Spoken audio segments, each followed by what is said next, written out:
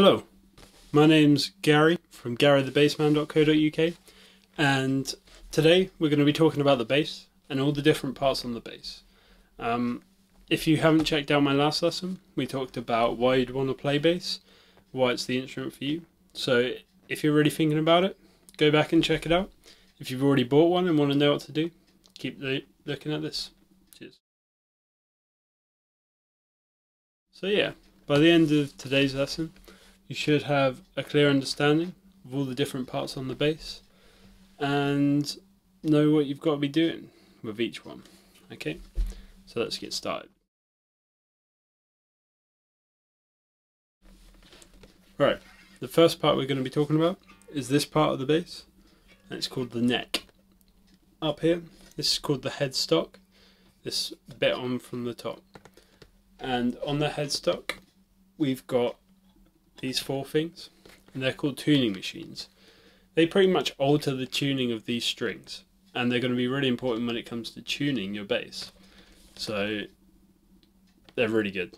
You've got to remember what they're called, tuning machines. Next thing as we come down, we've got this white thing here. This is called the nut, and this is what retains your string into their position. So when you're playing, they're not wobbling around everywhere. This is really important. If this goes, you get really bad tuning problems, so that's something that you've really got to watch out for. The next part is this coloured part on the neck. If you look at the side, you've got this light wood and then the dark wood on the front. If you've got a maple neck, it won't be dark on the front, but it's still, this top surface is called the fretboard, and it's called that because situated on it are these metal lines, and these metal lines are called frets, and these frets are pretty much there for the intonation of the bass, and they are what define the note that you play. So if anyone tells you to play on a certain fret, they mean this area in between the two frets before the fret they say. So if they say the third fret, you count 1, 2, 3, and then you put your finger on the area before it. So yeah, that's the neck. The next part we need to talk about is this. It's called the body, and this is pretty much what retains all the vibrations from the strings. And on your body you normally have a scratch plate, and this is if you're playing with a pick. This will prevent your body colour from being scratched, hence the name. The other main thing that you get on a body are these. They're called strap pins, and you literally just get the whole of your strap and put it over the top like that, and they'll hold your strap onto your body. They're really useful. The next thing you've got is this, the bridge.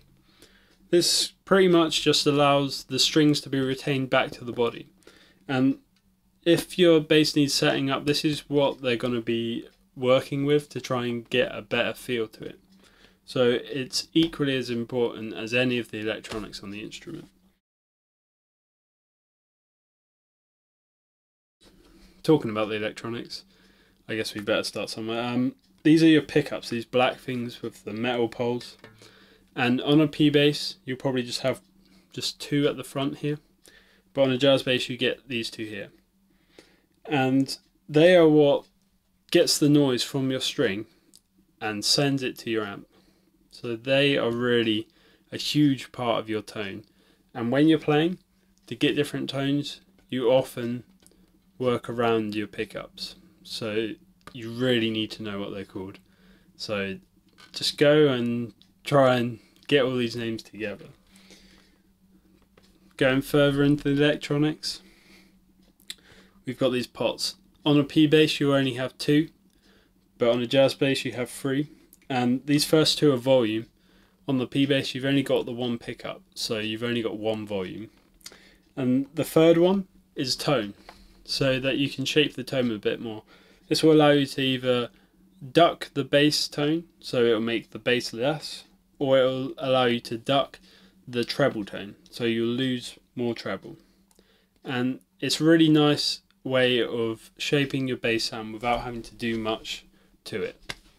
And then the third piece of electronics is this, which is where your jack goes into. If I grab this one here, you just get it, push it, and it will click, and then that's your jack in. And ideally you want to take this lead, feed it through your strap, back over, and plug it in like that. And that's going to get you the best way of not pulling your jack out when you're playing. So, now we've figured out what everything is on the bass, I recommend that you go to my site, garythebassman.co.uk, go onto the resources section in the teaching area, and I've put up a load of pictures which I made that point out all the different parts and label them, as well as a recap of this lesson. And so you should be knowing the difference between your pickup and your nut in no time, and just generally getting used to this beautiful instrument. I hope I see you next time, where we're going to be talking about tuning, plugging into your amp, and getting some sound coming out of the bass. Cheers.